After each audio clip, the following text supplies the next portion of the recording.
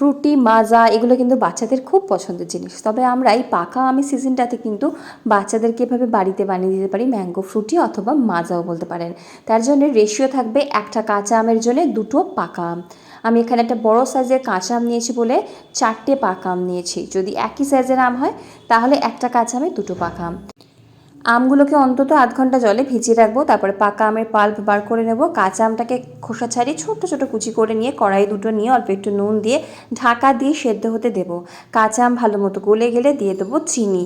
আমটা যতটা টক সেই আন্দাজে দেবো চিনি। আমি এখানে 1 কেজি আমের জন্য প্রায় 300 থেকে 400 গ্রাম চিনির ব্যবহার করেছি। চিনি ভালো মতো মিশে রস হয়ে গেলে, আম নরম হয়ে গেলে ছাঁকনি দিয়ে ছেঁকে নেবো, অথবা ঠান্ডা করে মিক্সিতে পেস্ট করে নিয়েও ছাঁকনি দিয়ে একবার ছেঁকে নিতে পারেন।